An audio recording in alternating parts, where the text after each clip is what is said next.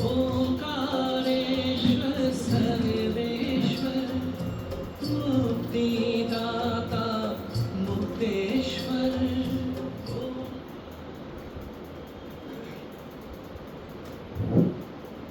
ओम शांति।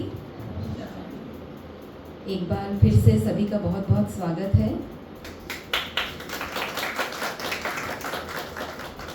एक छोटी सी रिक्वेस्ट है, हमारे जो भी बीके भाई बहन हैं वो कृपया पीछे बैठ जाएं, और जो भी बच्चे या युवा जो हैं वो अगर नीचे बैठ सकते हैं तो उनसे ये निवेदन है कि आगे आकर नीचे बैठ जाएं। ओम शांति।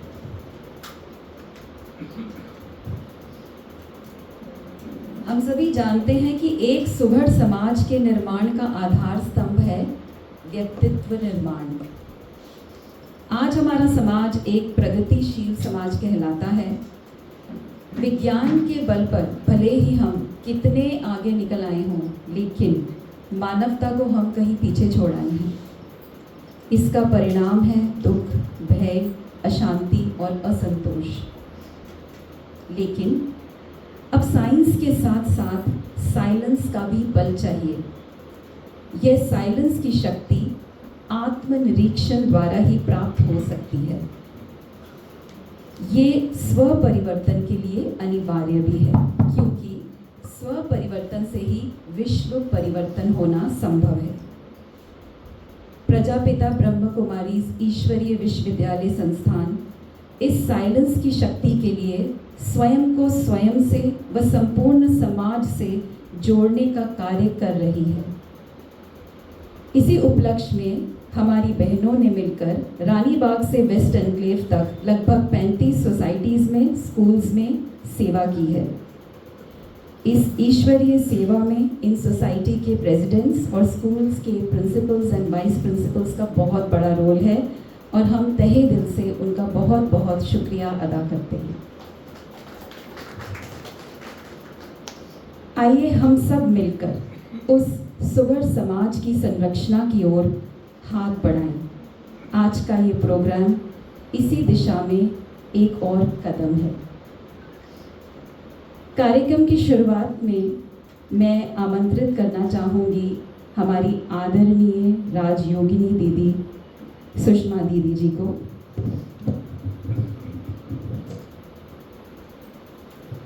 सुषमा दीदी जी रोहिणी सेक्टर 8 के सेवा केंद्र की संचालिका हैं और 1988 से समर्पित रूप से बाबा के कार्य में सहयोगी हैं।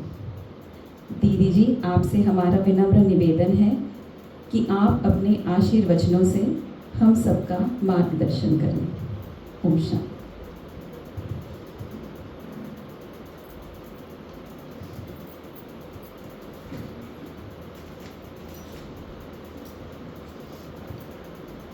ओम शांति।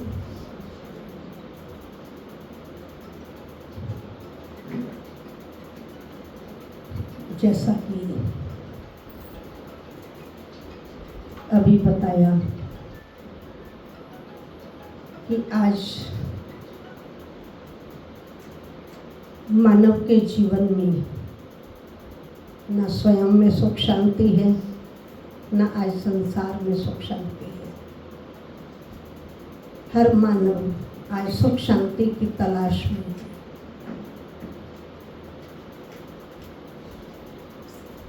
सुख शांति हम कहाँ ढूंढते हैं? आज कहीं व्यक्तियों से सुख पाने की चाह है, कहीं साधनों से हम सुख पाना चाहते हैं, कहीं व्यक्तियों से हम सुख पाना चाहते हैं, प्यार पाना चाहते हैं, स्नेह पाना चाहते हैं।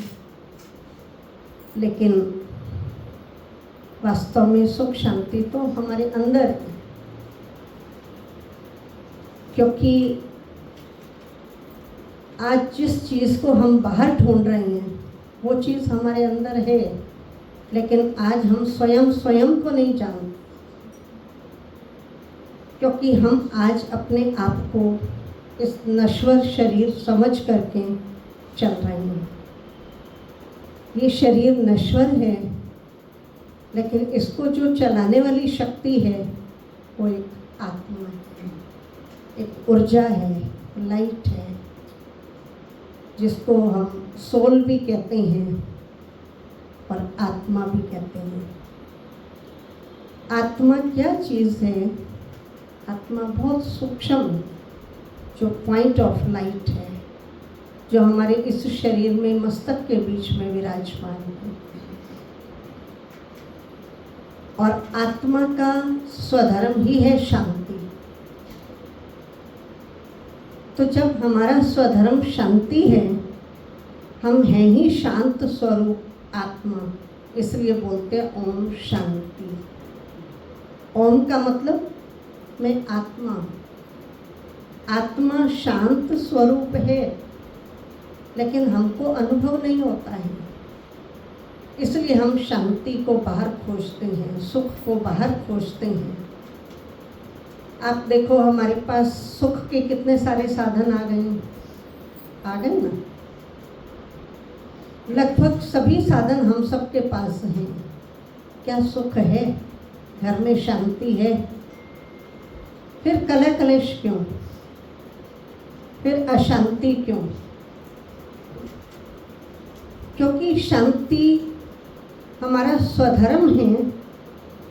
तो जब हम अपनी वास्तविक स्थिति में स्थित होते हैं, जब हम अपने को आत्मा समझते हैं, आत्मिक कॉन्शियस में टिकते हैं, तो आत्मा को शांति मिलती है। शांति कहीं बाहर नहीं है। बाहर हमें थोड़ी देर के लिए कहीं सुख मिल जाता है, कहीं शांति मिल जाती है, लेकिन ये सब चीज़ें हमारे पास हैं। सिर्फ इसको खोज निकालना है, बाहर निकालना है। जैसे कोई चीज़ घर के अंदर है, लेकिन हम उसे बाहर ढूंढ रहे हैं, तो बाहर कहाँ मिलेगी? कहते हैं एक बार एक माता वो सुई ढूंढ रही थी बाहर, तो काफ़ी देर हो गई उसे सुई ढूंढते ढूंढते।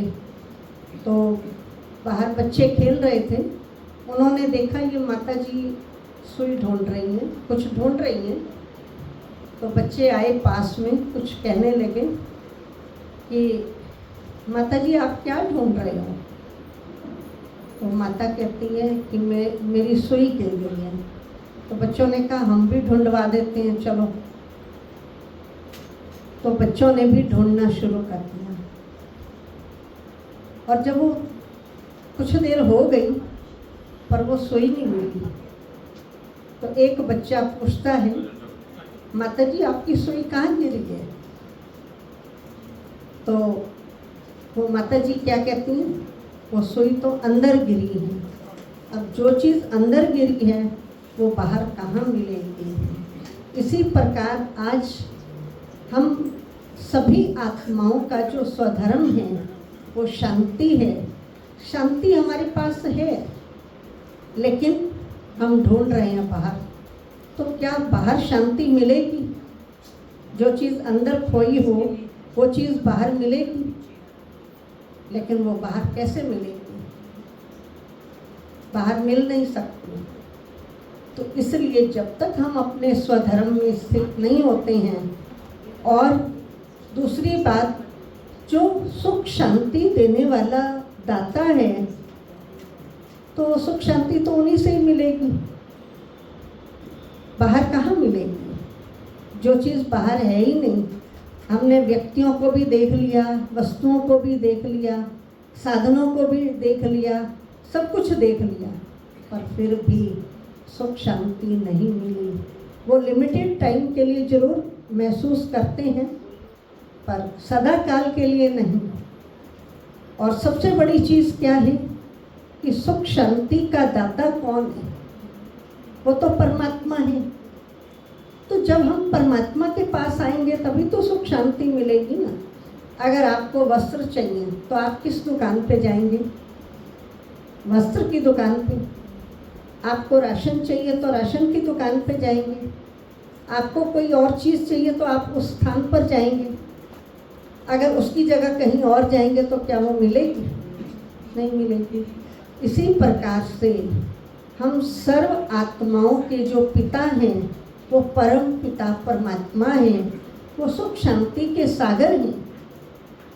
तो सुख शांति के सागर से ही हमें सुख शांति प्राप्त होती है, क्योंकि जब हम सुख शांति के सागर से कनेक्शन जोड़ेंगे तभी तो सुख शांति आएगी। तो परमात्मा कौन है? जैसे हमारे शरीर के माता पिता शरीरधारी हैं, आप देखेंगे पशु के माता पिता पशु हैं, गाय के माता पिता गाय जैसे, हाथी के माता पिता गाय हाथी जैसे, शेर के माता पिता शेर जैसे, मनुष्य के माता पिता मनुष्य जैसे। लेकिन जो हम आत्मा निराकार आत्मा है, तो हम आत्माओं का जो पिता है वो है परम पिता परमात्मा, जिनको हम कहते हैं सदा शिव। वो निराकार है, वो ज्योति स्वरूप है। आत्मा का पिता परमात्मा है। जैसे आत्मा ज्योति बिंदु स्वरूप है, इसी प्रकार परमात्मा भी ज्योति बिंदु स्वरूप है। वो हम सबका पिता है और हम सब कौन है? उनके बच्चे। पर आज हमारा कनेक्शन परमात्मा के साथ पिता का न होने के कारण हम अनेक स्थानों पर भटक रहे हैं। सोचते हैं वहाँ से सुख शांति मिलेगी, कभी सोचते हैं वहाँ से सुख शांति मिलेगी, लेकिन अनेक स्थानों पर जाने के बावजूद भी आत्मा को सुख शांति की प्राप्ति नहीं हुई। तो सुख शांति का दाता है परम पिता परमात्मा। तो उनसे आप कनेक्शन जोड़ें, उनको आप पहचानें। तो जब आप अपने पिता को पहचानेंगे तो जरूर आपको वो अनुभूति भी होगी, क्योंकि परमात्मा जो सर्वशक्तिवान है, जिसे हम निराकार शिव कहते हैं, शिव बाबा कहते हैं, क्योंकि आत्मा का पिता है ना। तो जैसे अपने फादर को कोई बाबूजी, कोई पिताजी, कोई डैडी, कोई पापा, कोई कुछ कहता है, ऐसे हम परमात्मा को शिव बाबा कहते हैं। तो जो शिव परमात्मा जो सर्वशक्तिवान हैं और सर्व गुणों के भंडार हैं, तो हमें उनसे कनेक्शन जोड़ना चाहिए ना, क्योंकि प्राप्ति तो उन्हीं से ही होगी। अगर हम उनकी जगह किसी और से प्राप्ति करना चाहेंगे तो हमें प्राप्ति नहीं होगी। तो इसलिए परमात्मा के लिए कहा जाता है वो सुख के सागर हैं, शांति के सागर हैं, प्रेम के सागर हैं, आनंद के सागर हैं, गुणों के सागर हैं, वो सर्वशक्तिवान है। अब आप सोचो, सागर कभी खाली होते हैं? आप देखो पानी का सागर कितना विशाल होता है। कभी सुना सागर सूख गया हो, सागर खाली हो गया हो? नदियाँ सूख सकती हैं, नदियाँ खाली हो सकती हैं, लेकिन सागर कभी खाली नहीं होता। तो परमात्मा तो है ही सुख के सागर, शांति के सागर।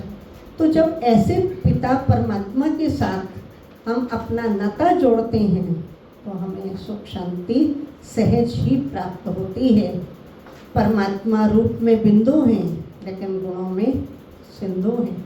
आप देखेंगे परमात्मा को जो हम सर्वशक्तिवान कहते हैं, जिसके पास सारी ही शक्तियाँ हैं, लेकिन आज हम एक एक शक्ति के लिए अलग अलग पूजा करते हैं।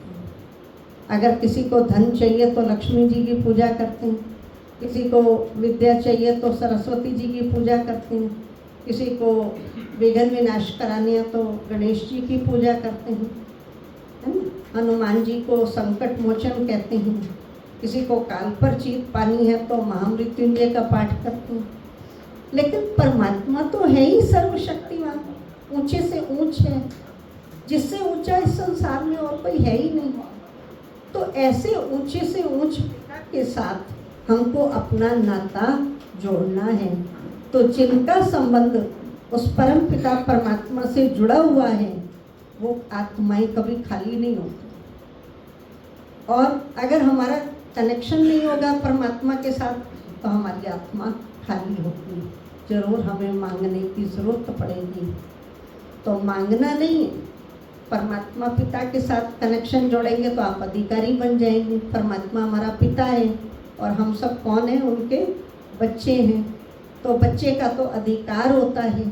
तो जो परमात्मा के पास जो भी प्राप्तियां हैं, हम बच्चे उनके अधिकारी हैं और उनसे प्राप्त कर भी रहे हैं। तो परमात्मा के साथ जिन्होंने कनेक्शन जोड़ा हुआ है वो आत्माएं सदा भरपूर रहती हैं, कभी खाली नहीं होती हैं। ना वो कभी सुख मांगती, ना वो शांति मांगती, क्योंकि सागर के साथ कनेक्शन जुड़ा हुआ है। तो इसलिए ऐसे ऊंचे से ऊंच पिता के साथ आप भी कनेक्शन जोड़ेंगे तो अवश्य ही आप सबके जीवन में भी सुख शांति आएगी। इन्हीं शब्दों के साथ मैं अपनी वाणी को विराम देती हूँ। ओम शांति। ओम शांति। दीदी जी का बहुत बहुत धन्यवाद। जैसा कि दीदी जी ने कहा कि कनेक्शन, राइट कनेक्शन बहुत ज़रूरी है। हम सब आज के टाइम में ईमेल्स भेजते हैं, लेकिन अगर मेलिंग एड्रेस गलत हो तो ईमेल अपने ठिकाने पर पहुंचता नहीं है। इसीलिए वो करेक्ट एड्रेस, वो करेक्ट पहचान बहुत ज़रूरी है। थैंक यू दीदी जी। हमारे बीच हमारी प्यारी बहन मंजू बहन हैं। वो अपने कविता के माध्यम से एक संदेश देना चाहती हैं। आइए सुनते हैं उनका क्या संदेश है। आइए मंजू बहन।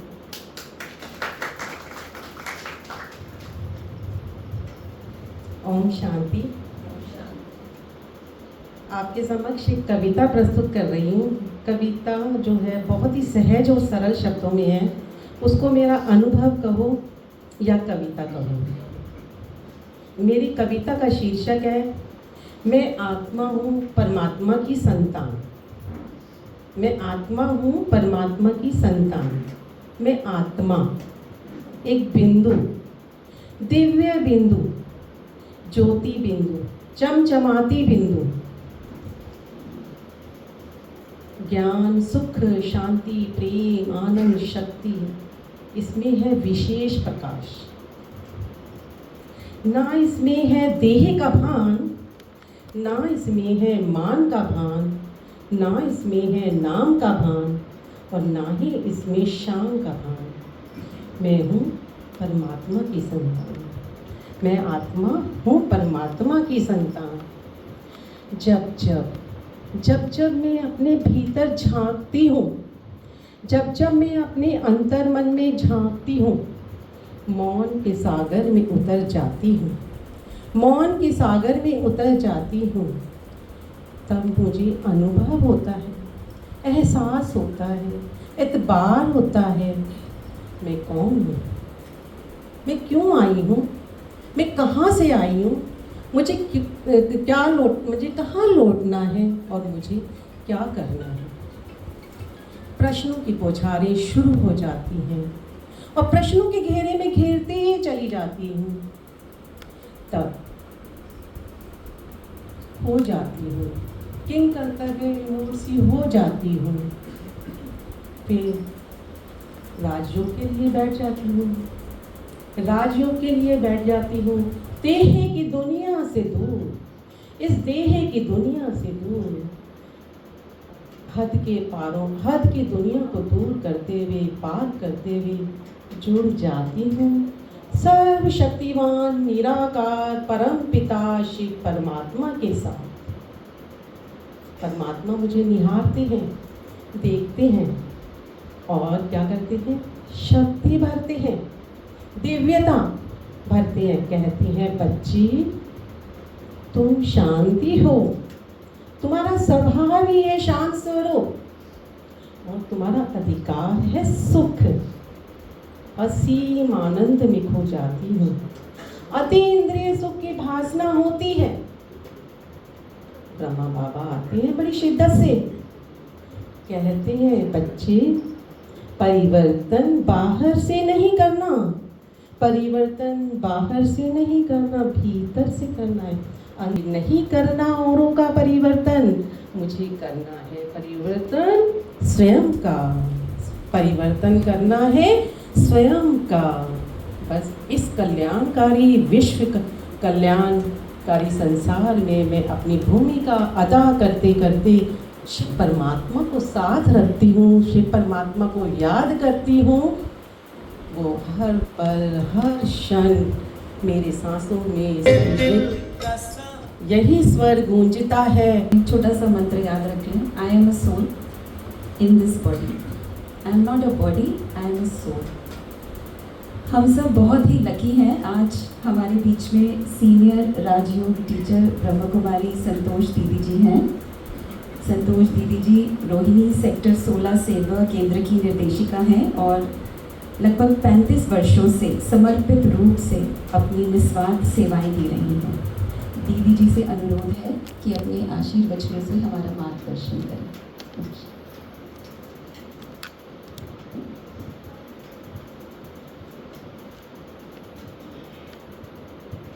ओम शांति, ओम शांति, ओम शांति। शांति तो हर किसी को चाहिए, चाहिए। कोई है जो कहे मुझे तो नहीं चाहिए? नहीं होगा ना कोई। इसीलिए ब्रह्मा कुमारी इसको तो लोग ओम शांति वाले भी बोलते हैं, क्योंकि ये ओम शांति हमारा महामंत्र है। ये आत्मा का गुण है, आत्मा का स्वधर्म है, आत्मा की विशेषता है। इसीलिए हर आत्मा भगवान के आगे खड़ी होकर के सबसे पहले क्या मांगती है? यही सुख और शांति। लेकिन जो सुख हम भगवान से मांगते हैं, क्या वो संसारिक है? हम तो शायद संसारिक ही मांगते हैं, है ना, कि हे भगवान मेरे जीवन में क्या हो? सुख हो, अर्थात किसी भी चीज़ की कोई कमी ना हो जिसके लिए मुझे सोचना पड़े, जिसके लिए मुझे परेशान होना पड़े। सब कार्य कैसे चले? स्मूथ चले, यही चाहते हैं ना। लेकिन जीवन का जो सच्चा सुख है वो साधनों से नहीं है। आप साधनों से कंफर्ट्स खरीद सकते हैं, लेकिन सुख और शांति नहीं। एक बार हम कहीं जा रहे थे तो ट्रैफिक में फंस गए, बहुत जाम था। उस बीच में कई सारी गाड़ियां थी, तो जो हमारे साथ एक बैठे थे उन्होंने दिखाया, दीदी देखो वो जो गाड़ी है ना, कहा 1 करोड़ की है। तो हमने कहा अच्छा 1 करोड़ की गाड़ी? बोले हाँ दीदी 1 करोड़ की गाड़ी है। मैंने कहा पर वो भी जाम में फंसे हैं, वो भी परेशान हो रहे हैं। 1 करोड़ की गाड़ी लेके कोई हवा में नहीं उड़ेंगे, चलना उनको इसी धरती पर ही है। तो वो सुख अब उस टाइम पर क्या वो सुख दे रहा है या परेशान हो रहे हैं? क्या हो रहा है? परेशान हो रहे हैं। तो इसका मतलब सुख का आधार केवल ये संसारिक साधन है। आज साइंस ने हमें बहुत सारे सुख के साधन दिए हैं, है ना। ये सोशल मीडिया जो हमको मिला ये भी सुख के लिए तो है, बहुत सी इससे फायदे हैं, लेकिन क्या सुख है? हम क्या कहते हैं भाई ये साधन मिले ज़रूर है, इसके लाभ भी बहुत है, परंतु इसका मिसयूज कितना हो रहा है? कितना मिसयूज हो रहा है? बच्चे कितना मिसयूज कर रहे हैं इसका? कर रहे हैं ना, है ना। कोरोना के बाद से तो हर बच्चे के हाथ में मोबाइल आ गया। माध्यम था कि पढ़ाई करें, लेकिन पढ़ाई के साथ साथ और साथ में क्या जुड़ गया? बहुत कुछ जुड़ गया ना, जिससे बच्चों के भी संस्कार बिगड़ने लग गए। तो क्या ये जो संसारिक साधन है, क्या ये हमारे संस्कारों को बदल सकते हैं? आज हम जागरूकता टॉपिक था कि मानव के अंदर जागरूकता आनी चाहिए। तो किस चीज की जागरूकता की जरूरत है? साधन तो सब है, किसी के पास कोई कमी नहीं है। आज एक मजदूर की झोपड़ी में भी आप चले जाएंगे, आपको सारे सुख के साधन उसके पास भी मिलेंगे। एसी उसकी झोपड़ी में भी आपको मिलेगा, टीवी उसकी झोपड़ी में मिलेगा, फ्रिज उसकी झोपड़ी में मिलेगा, है ना। लेकिन सच्चा सुख क्या है? सच्ची शांति क्या है? हमारे अंदर क्यों इतनी अशांति और क्यों इतनी बेचैनी है? क्यों इतनी परेशानी है? क्या कारण है? कुछ छोटी छोटी बातें हैं जो हमने अपने जीवन में अडॉप्ट करके रखी हैं, जो कि वास्तव में होनी नहीं चाहिए, लेकिन कहते हैं ना, हर इंसान जीवन के अंदर शांति चाहता है, शांति कोई नहीं चाहता, सुख चाहता है, दुख कोई चाहता है, खुशी हर कोई चाहता है, गम कोई चाहता है कोई बता दे, रहम का भाव भी हर कोई चाहता है, सहयोग का भाव भी हर कोई चाहता है, रिस्पेक्ट भी हर कोई चाहता है, ये वैल्यूज हर कोई चाहता है, परंतु हम करते क्या है? देना पड़ता है ना, पेमेंट देनी पड़ेगी ना। तो अगर खुशी चाहिए तो आपको खुशी देनी पड़ेगी ना पहले। सुख चाहिए तो दूसरों को सुख देना पड़ेगा ना, जब तक देंगे नहीं मिलेगा। रिस्पेक्ट देंगे